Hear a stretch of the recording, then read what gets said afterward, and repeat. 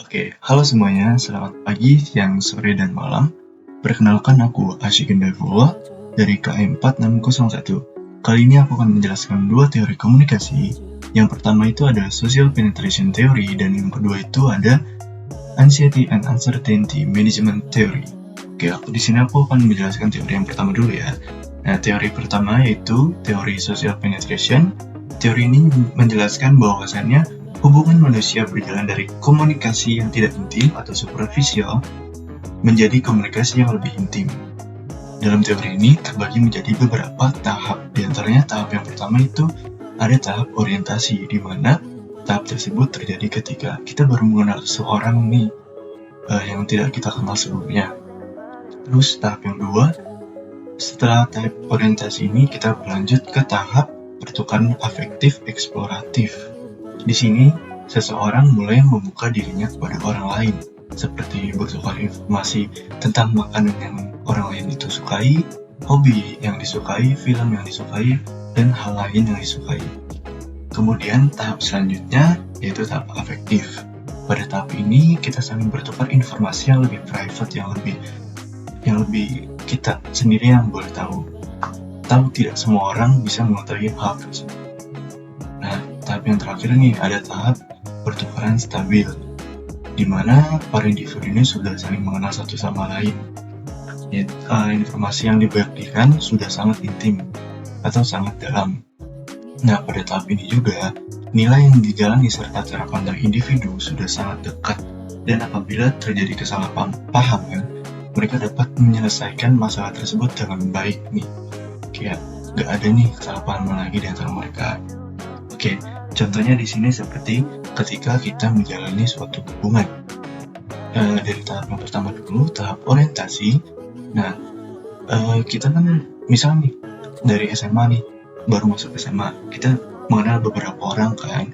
Nah, itu masuknya ke tahap orientasi. Terus tahap yang kedua yaitu tahap afektif eksploratif.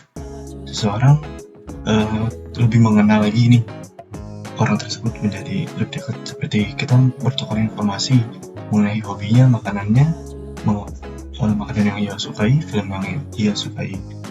Selanjutnya, beberapa bulan kemudian, pasti kita akan masuk tahap afektif.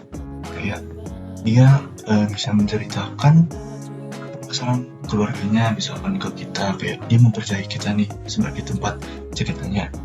Kemudian di tahap terakhir yaitu pertukaran stabil, karena kita sudah mengenal orang tersebut, jadi kita bisa meminimalisir nih kesalahan atau kesalahpahaman yang dapat terjadi. Kayak kita bisa menyelesaikan masalah tersebut dengan baik, dengan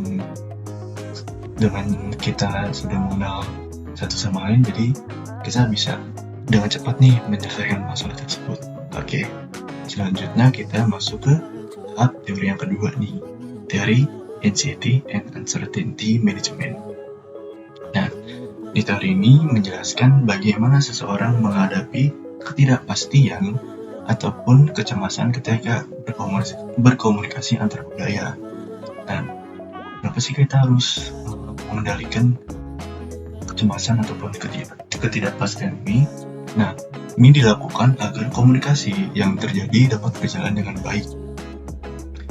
Di teori ini juga ada 4 tingkat kompetensinya nih. Yang pertama itu ada unconscious incompetence.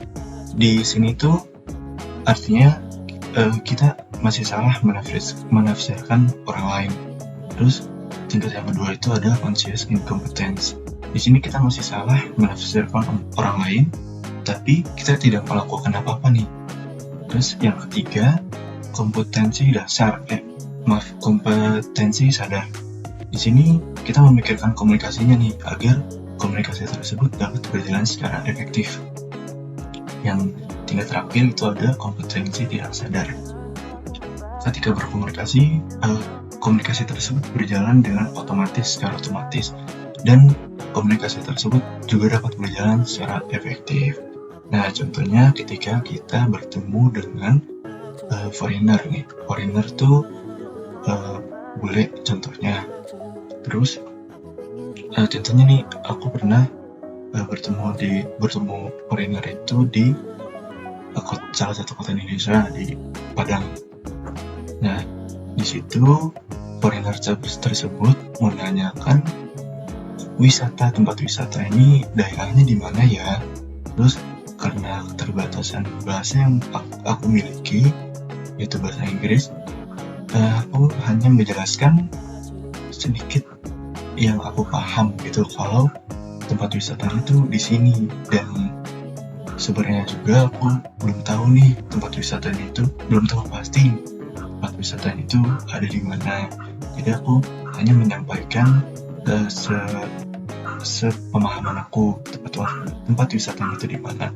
Nah, karena adanya keterbatasan bahasa tersebut, jadi informasi atau komunikasi yang disampaikan agak kurang masuk nih, karena si foreigner tersebut tidak memahami makna yang kita sampaikan, dan kita tidak bisa menjelaskan apa yang akan kita sampaikan karena keterbatasan bahasa.